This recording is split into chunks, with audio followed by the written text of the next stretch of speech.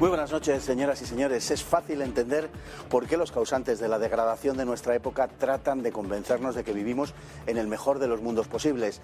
Nos han hecho llamar bueno a lo malo, correcto a lo perverso, libertad a la sumisión y democracia al gobierno de una oligarquía degenerada. Dios nos parece una idea grotesca, pero creemos que nuestra voluntad es la que nos define como hombres o mujeres, a despecho de nuestra biología, nuestra anatomía y nuestra genética. Hoy vamos a echar un vistazo atrás a la época de la decadencia por definición, la del fin del Imperio Romano, esa que tantas veces nos sirve de ejemplo. Ojalá también nos sirviera de lección.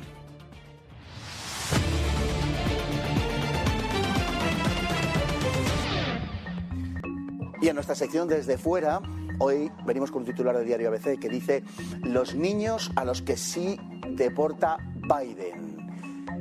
Bueno, seguimos con el asunto de la degradación, hablando de Estados Unidos, porque allí, en flagrante incumplimiento de su promesa, el presidente Joe Biden está expulsando niños y reenviándolos a México.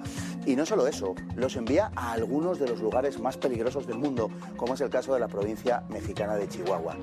Ya lo hizo Obama, el presidente que más inmigrantes deportó, un Nobel de la Paz con tantos premios como guerras desencadenó. Estamos seguros de que Biden habrá de ser un digno líder del Partido Demócrata, ese que ha metido a los Estados Unidos en todas las guerras. Wilson en la Primera Guerra Mundial, Roosevelt en la Segunda Guerra Mundial, Truman en Corea, Kennedy y Johnson en Vietnam y Obama en otras 7. Aunque Biden, en justa correspondencia con su militancia demócrata, ha dado muestras de una marcada disposición a la violencia, por el momento se conforma con deportar niños, algo que no sé si conmoverá lo suficiente en Podemos Andalucía a Teresa Rodríguez. Me da a mí que los pequeños mexicanos bajo la administración Biden no le conmueven de igual forma que los carteles de los menas en el metro de Madrid. Igual es porque Biden los expulsa, pero sin odio, ¿eh? Muchas cosas nos asemejan al mundo romano en su fase más decadente, sí, pero hay otras también que nos separan. Los paralelismos, con todo, no son siempre tan sencillos. Es difícil establecer cuándo comenzó la decadencia romana. Desde luego, el siglo II está considerado el de mayor esplendor de la historia romana. No pocos de los mejores emperadores se dan cita en él, como Adriano, Trajano, Antonino Pío o Marco Aurelio. Y si bien no está exento de desgracias como la peste, se vivió una cierta prosperidad en el marco de la llamada Pax Romana. Es también el momento en el que Roma alcanza su máxima expansión territorial y en el que el cristianismo, hacia el final de la centuria, empieza a tener verdadero impacto en la vida del imperio. El siglo III ya puede considerarse decadente con su falta de estabilidad política. Hasta 28 emperadores se sucedieron entre conspiraciones, asesinatos y golpes militares. Esas convulsiones vinieron acompañadas de intentos secesionistas en los extremos oriental y occidental del imperio, que no cesarían hasta Aureliano, en el 274. A final del siglo III, Diocleciano buscó descentralizar el imperio, ordenó amurallar las ciudades, se disparó la inflación e inició la última persecución de los cristianos. Entretanto, los godos invadían el limes danubiano y saqueaban los Balcanes. La crisis demográfica se acentuaba y los campesinos se pusieron en manos de los grandes propietarios, lo que acabaría conduciendo al feudalismo siglos más tarde. Y es que ya durante el siglo I los pequeños agricultores italianos no podían competir dado el auge del comercio con los precios de los productos extranjeros y tuvieron que vender sus propiedades a los acaudalados romanos capitalinos, que estos utilizaron como fincas de recreo.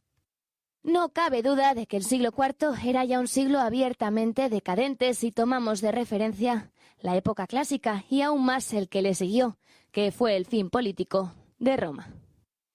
Tenemos esta noche con nosotros a don José María Sánchez Galera, autor de La Edad de las Nueces, libro sobre los niños en el Imperio Romano, pero que es muchísimo más amplio que los niños en el Imperio Romano. Casi podríamos hablar de la sociedad del Imperio Romano, en realidad, tomando un poco de pie a los niños. Un libro fantástico, verdaderamente. Don José María, muy buenas noches, antes que nada. Buenas noches, Fernando.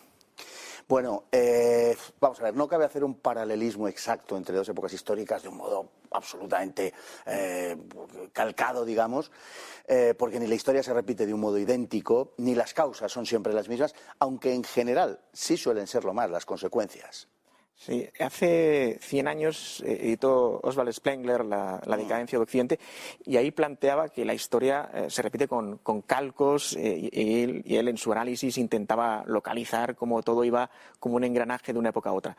Es una interpretación probablemente un poquito forzada con la que yo al menos no estoy de acuerdo. Sí que es interesante, digamos, el planteamiento o la perspectiva general que él podía trasladar.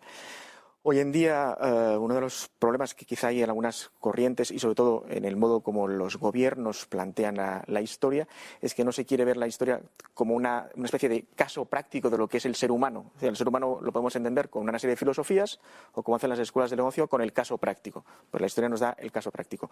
¿Qué es lo que sucede con memoria histórica y todo ese tipo de procesos? Que no se quiere conocer el caso práctico tal como es, con sus complejidades y, como dices tú, con esas diferencias que puede haber de una época a otra, sino que se quiere decir, aquí vamos a ir con un esquema de buenos malos, con lo cual en el fondo nunca puedes aprender de la historia.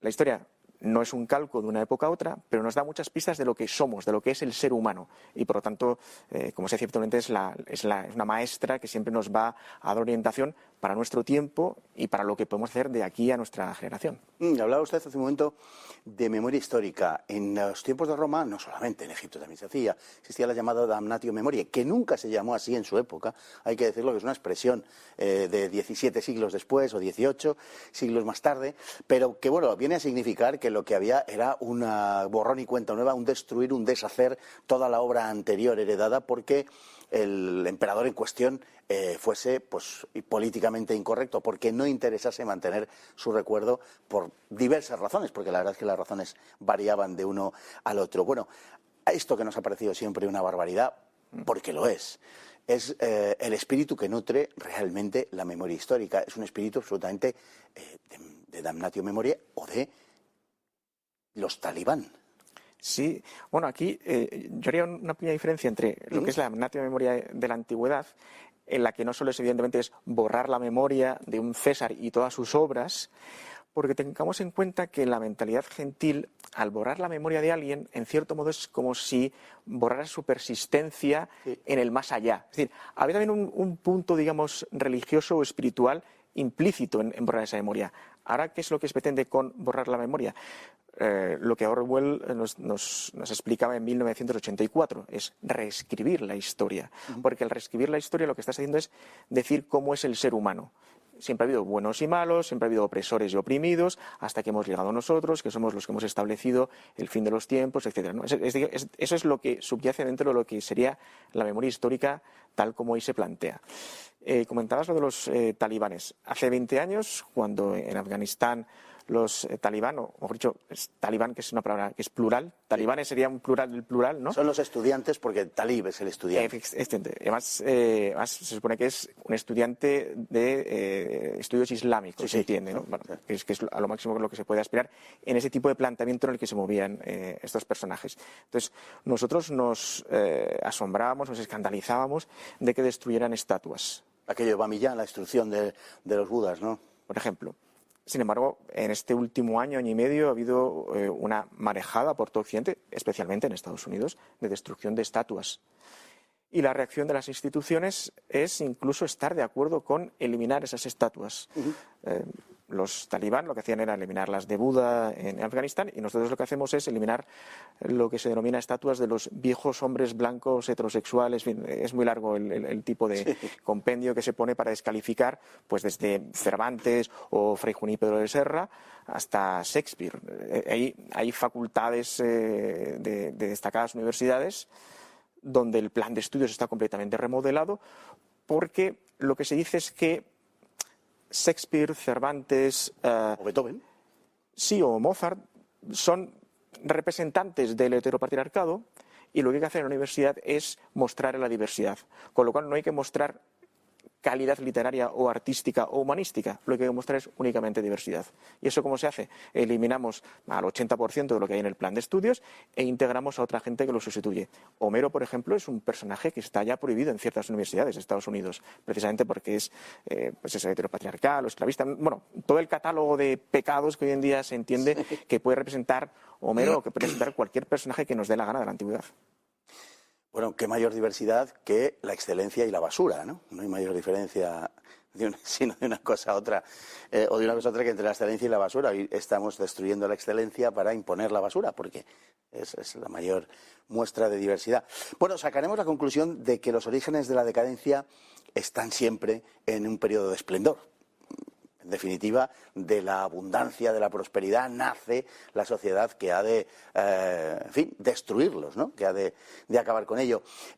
Así, por ejemplo, el auge del comercio en el siglo I fue un factor desencadenante de la venta de tierras por parte de los campesinos en la península italiana y se produjo un fenómeno muy parecido al de la desamortización en España de 1836, cuando los ricos los ricos de ciudad se convierten en rentistas de las antaño tierras de los campesinos y ahora, pues, en fin, fincas de disfrute para esa casta, para esa capa social urbanita. Y hoy también sucede, me parece que hace tiempo salió una noticia, más que publiqué algo relacionado con que Bill Gates, una de las actividades en las que estaba más involucrado era en ir comprando tierras por todo Estados Unidos. Sí, señor.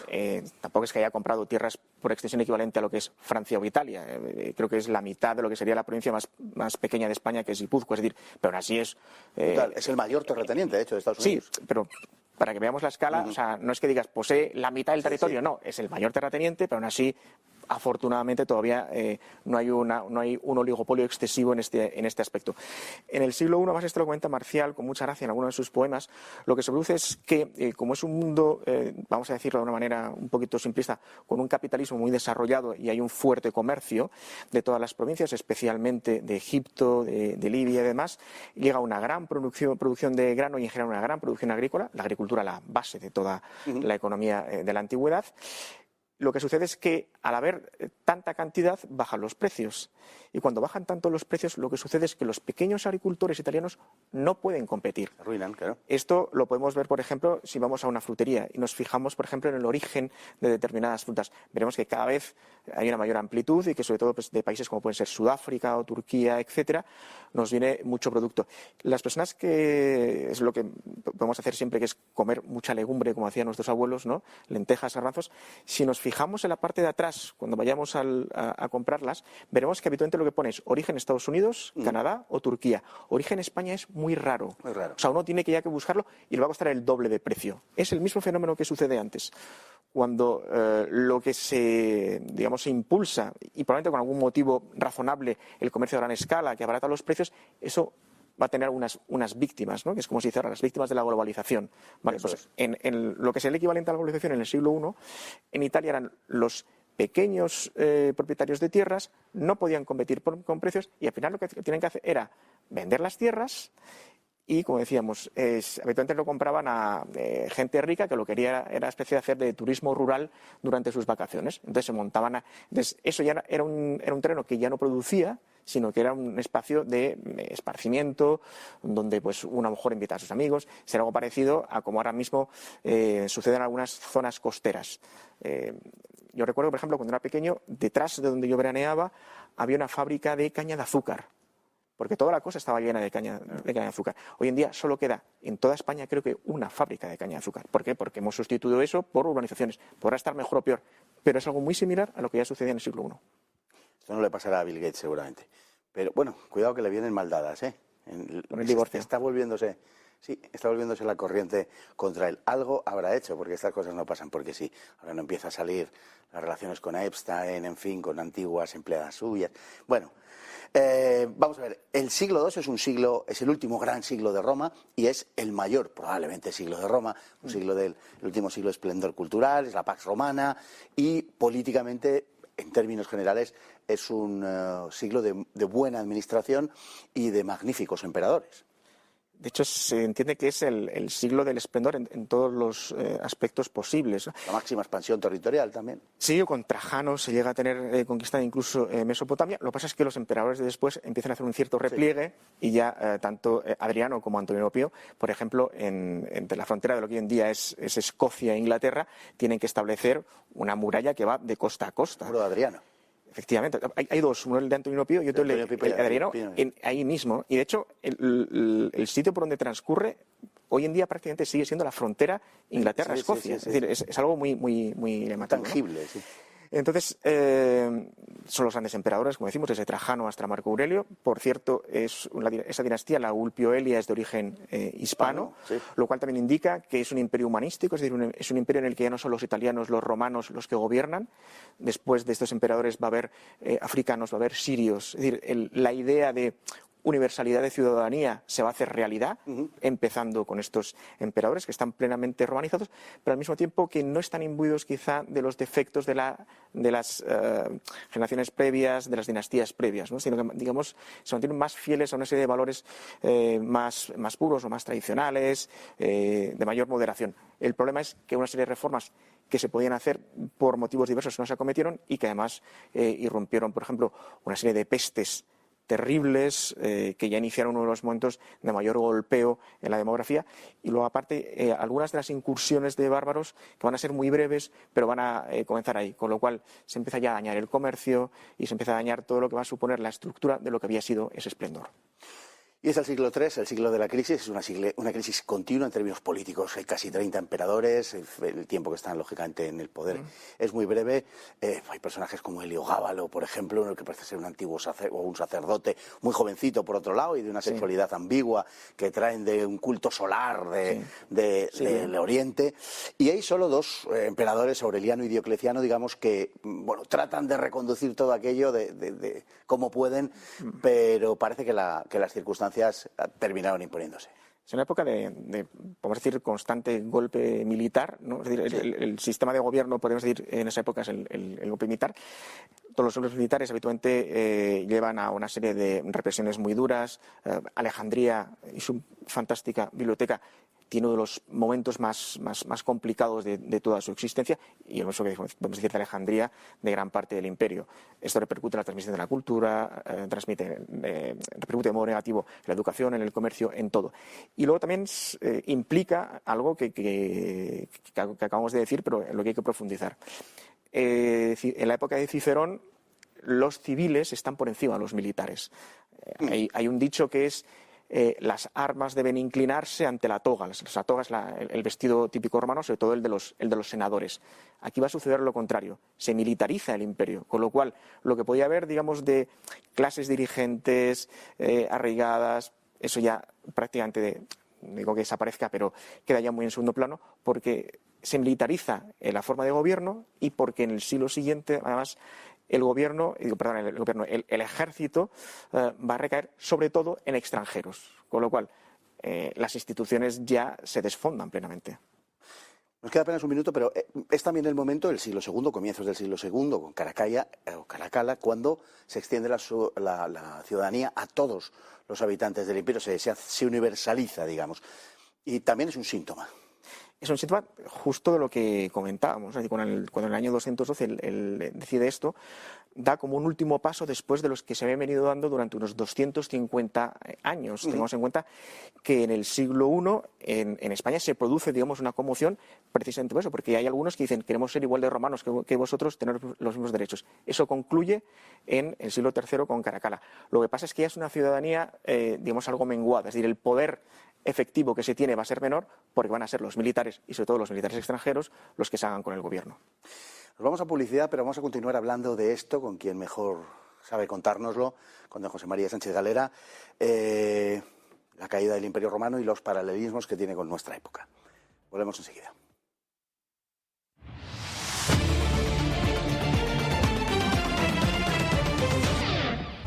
La decadencia romana es tomada como referente de otros periodos a los que se supone de parecidas características, y algunas de ellas verdaderamente lo son. La moralidad, la inmigración, la milicia, la libertad, ayer y hoy. En cierto modo, y en lo que hace a las costumbres sociales, ya desde el final de la República se acumulaban las denuncias acerca de la corrupción de las prácticas morales.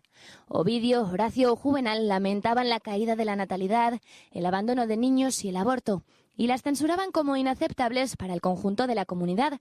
Era raro que las familias tuviesen más de un hijo y era frecuente que se deshiciesen de las niñas. Las medidas adoptadas por Augusto para promover la natalidad y blindar a las familias no dieron resultado.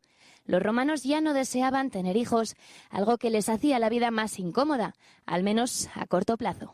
El ejército romano, que durante siglos se había bastado con los voluntarios para cubrir sus demandas, desde finales del siglo IV tuvo que aceptar la presencia de tropas extranjeras en su suelo al servicio de Roma, como fue el caso de los visigodos con Teodosio a cambio de tierras y dinero.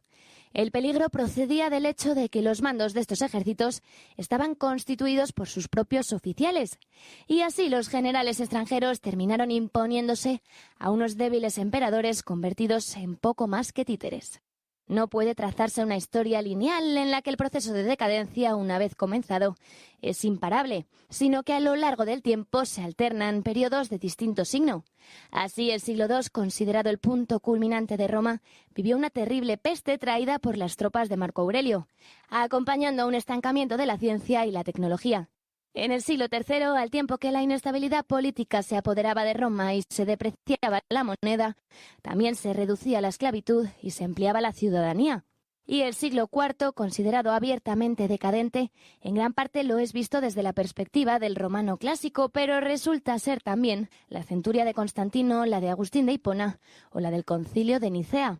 Desde el siglo IV, la entrada de pueblos extranjeros adquirió unos caracteres masivos que Roma no pudo frenar, pero que tampoco promovió. Los visigodos se establecieron en la Galia y en Hispania, los francos en la Galia y los ostrogodos en Italia. Britania se perdió tomada por anglos y sajones, pero los visigodos nunca pasaron de constituir el 5% del total de la población hispana y durante mucho tiempo fueron una minoría dirigente al margen de la población. Este fenómeno migratorio presentó unas características muy determinadas. Los invasores se cristianizaron y adquirieron la superior cultura romana de forma entusiástica.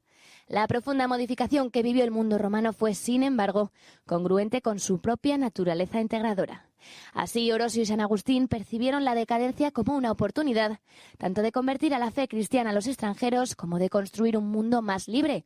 Roma rechazó a sus dioses tradicionales, a los gladiadores, a la efusión gratuita o lúdica de sangre, a la esclavitud como sistema y a la desigualdad natural, y se transmutó en cristiandad.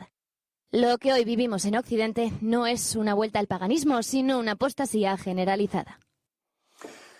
Pues, don José María, hay evidentes paralelismos, hay también diferencias con la época de Roma, no podemos trazar un paralelismo absolutamente clavado, por decirlo así, y una diferencia esencial es que esa decadencia final de Roma vino acompañada de un surgir poderoso de la Iglesia, que en gran parte retomó su legado, mientras que ahora no nos encontramos precisamente en esa situación. Esa es probablemente una de las 2-3 grandes diferencias entre la situación actual y lo que algunos autores franceses denominan la antigüedad tardía. Por cierto, algunos de los autores franceses actuales denominan a nuestra época modernidad tardía. Robert Radecker lo hace y creo que Mathieu Bocoté también, ¿no? Es muy interesante consultarlos, ¿no? La Iglesia en aquella época es una fuerte terrateniente, y esto se debe a una serie de motivos que se retrotraen, digamos, a la propia fundación de la Iglesia. La Iglesia en sus primeros siglos tiene una predicación muy clara, muy contundente. De hecho, esa claridad y esa contundencia es lo que lleva al martirio de miles de cristianos.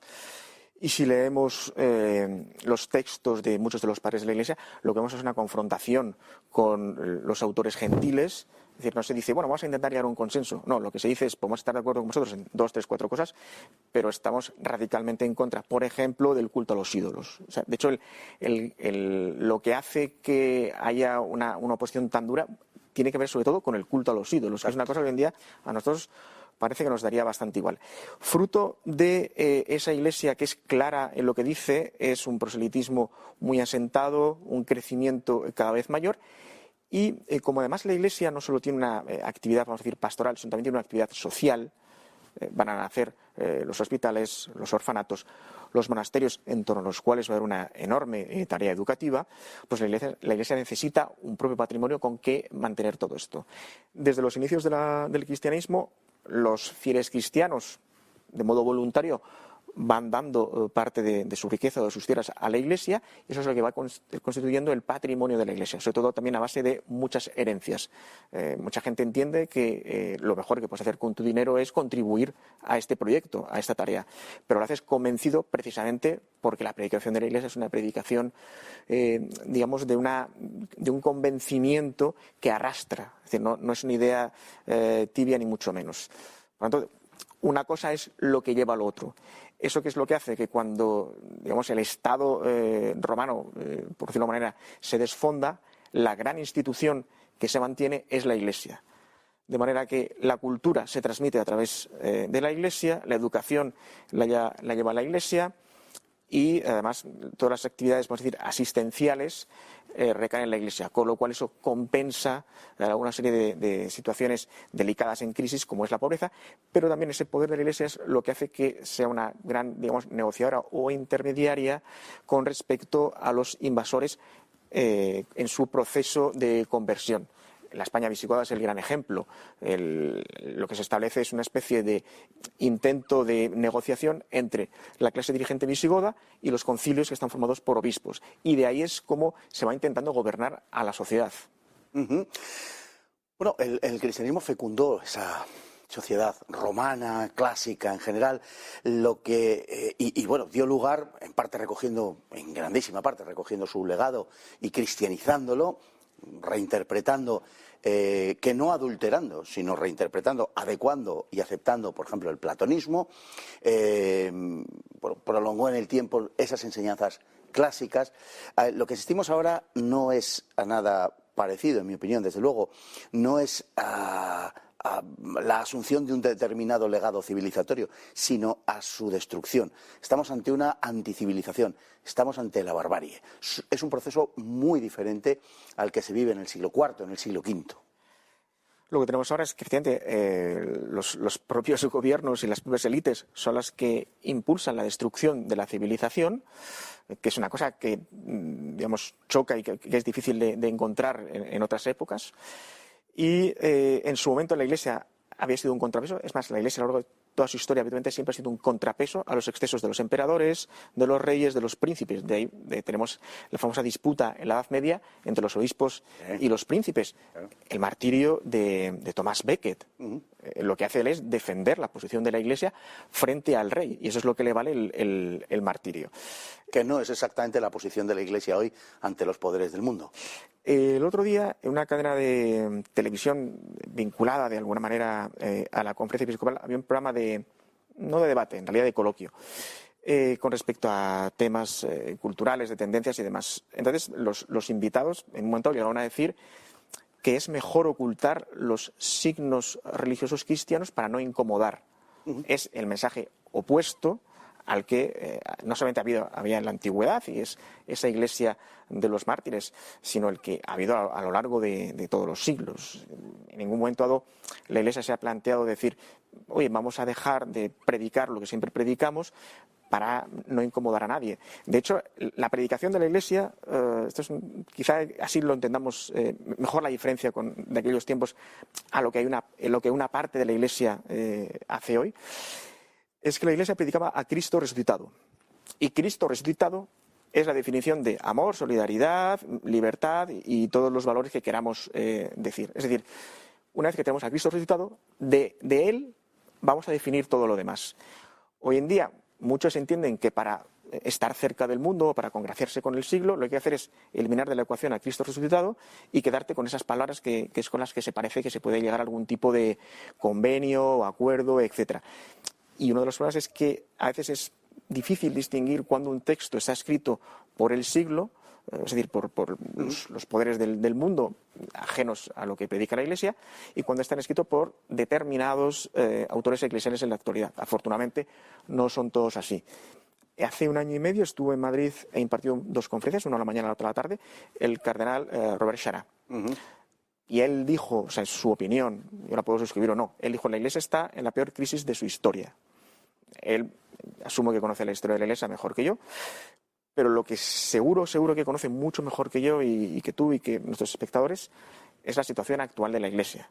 Es decir, porque ya 20 años en la curia. Indudable. Entonces, él decía eso. Y yo entiendo que si lo decía era por algún motivo. Y él decía que los grandes temas en los que tiene que entrar la Iglesia son educación, sacramentos y lucha contra la ideología de género. Esos son los temas que a él le parecían importantes. Él dijo explícitamente que ecologismo y migración le parecían asuntos secundarios. Bueno, en alguna ocasión ha hablado también contra la emigración, animando a Europa a que preserve su identidad y que para eso necesita también una determinada composición étnica, por decirlo así, ¿no? Es decir, que lo contrario sería renunciar a lo que es. En fin, ante la quiebra del Estado, lo cierto es que en aquel momento la Iglesia asumió una serie de funciones que luego mantendría a lo largo de los siglos y se le acusaría de haberlas monopolizado, como puede ser la atención a los pobres o la educación, los hospitales, etcétera, cuando en realidad, como digo, lo que hizo fue asumir precisamente aquello que el Estado ya no podía atender. De hecho, Juliano el Apóstata, de una forma bastante preclara, lo que dice es que si queremos acabar con el cristianismo, lo que tenemos que hacer es asumir sus funciones asistenciales, porque son claves para, digamos, ese predicamento que tiene la sociedad romana. Sí, y de hecho, como comentamos, el patrimonio de que disponía la Iglesia, que es lo que permitía financiar todo y tener su propia independencia, su propia autonomía, es decir, cuando tú tienes tu propio dinero eres libre porque nadie te puede imponer lo que tienes que hacer. Eso se ha mantenido en España hasta el siglo XIX, que es cuando aparecen las desamortizaciones. En Inglaterra, Alemania, en otros países aparece antes porque las desamortizaciones se vinculan a los procesos de ruptura con Roma. Uno de los problemas que tiene la Iglesia en la actualidad es que debido a una crisis de vocaciones que es innegable, muchos de esos inmuebles o muchas de esas tierras o gran parte de ese patrimonio no se puede mantener. De hecho, ha salido una noticia reciente en el diario El Mundo, si no me equivoco, en la que se dice que el arzobispado de Barcelona va a decidir el cierre del 75% de sus parroquias. Es decir, van a quedar una de cada 4 en funcionamiento. Esto se une a que Cataluña es la región española más descristianizada. Hace como unos 15 años escribí un reportaje sobre la situación de la Iglesia en España y parecía esperanzadora en aquel momento porque todavía un alto porcentaje de personas se declaraban católicos, todavía había un porcentaje significativo de personas que iban a misa. En la actualidad esos datos no tienen nada que ver. Es decir, en solo 15 años la sociedad española ha dado un paso enorme en descristianizarse, que sobre todo es no solo ya eliminar la educación religiosa y demás, sino dejar de asistir a misa. Eso es lo que entiendo que yo entiendo que determina qué es un católico. Es decir, puede ser o no practicante, pero el porcentaje de practicantes tiene que ser mínimamente significativo para que se mantenga la vida de la Iglesia. Entonces, en consonancia con estos datos que han ido apareciendo, con esta evolución de los últimos, sobre todo 15-20 años, pero viene desde hace una generación o dos, tenemos muchísimos seminarios en España que están vacíos y como sucede, como digo, en Barcelona, pues se tienen que cerrar esas iglesias. ¿Qué sucede? Que luego esos edificios se acaban vendiendo.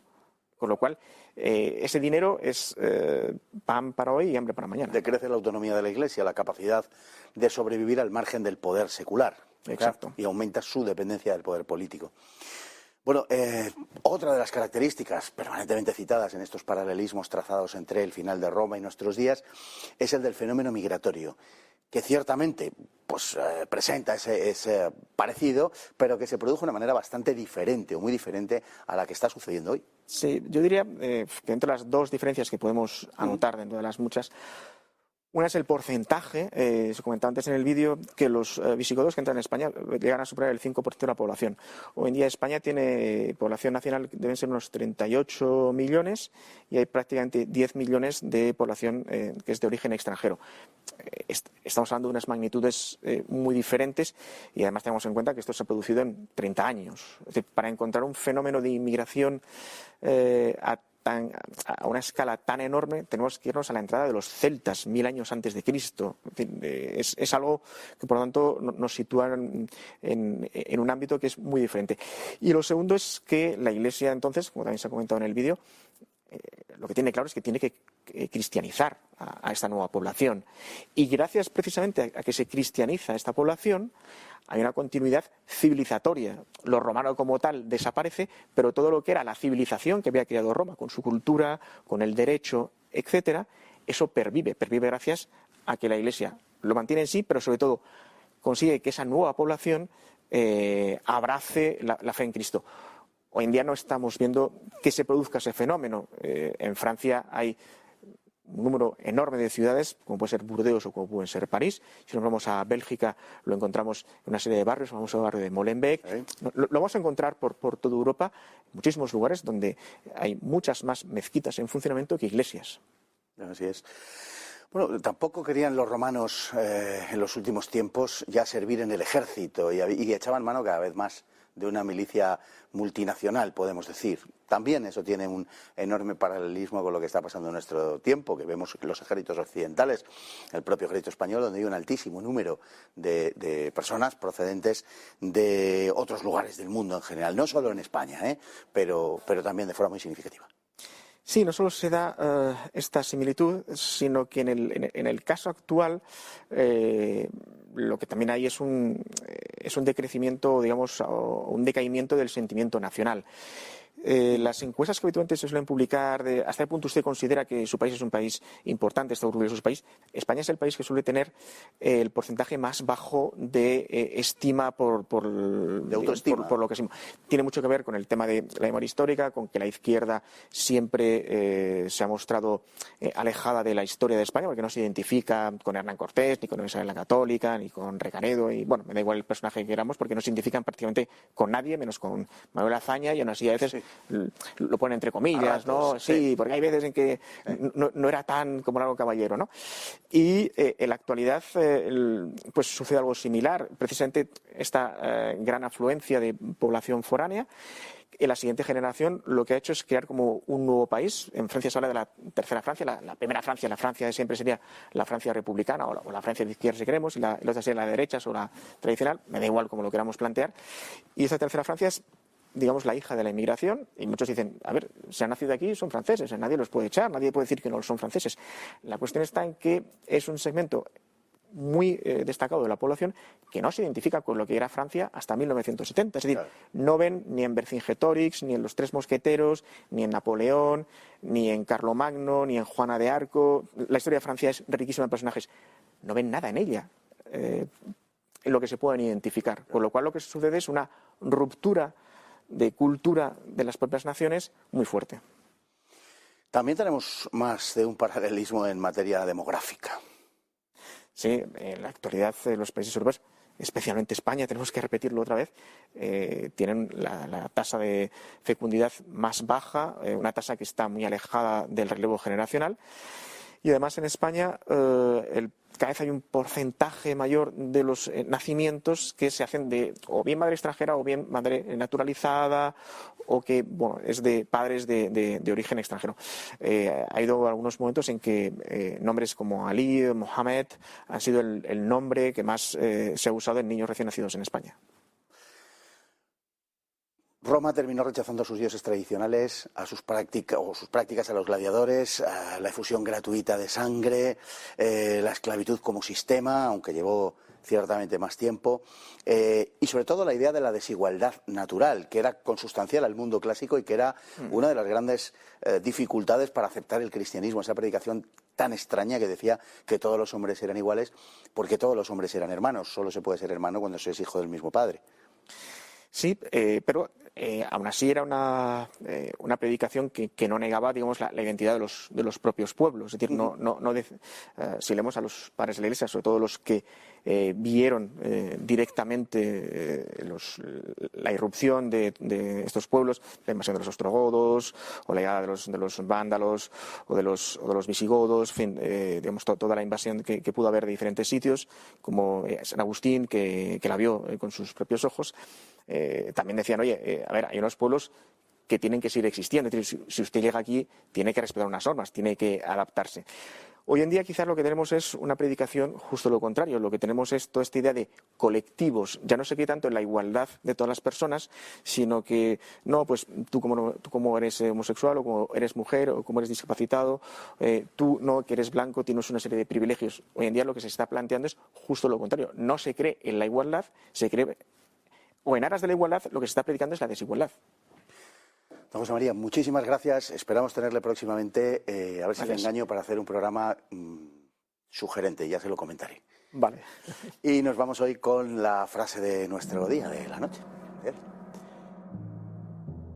que dice: la juventud ya no quiere aprender nada, la ciencia está en decadencia, el mundo marcha patas arriba, los ciegos guían a otros ciegos y los despeñan en los abismos, los pájaros se arrojan antes de haber echado a volar, el asno toca la lira, los bueyes bailan, María ya no ama la vida contemplativa y Marta ya no ama la vida activa, Lea es estéril, Raquel está llena de lascivia, Catón frecuenta los lupanares y Lucrecio se convierte en mujer.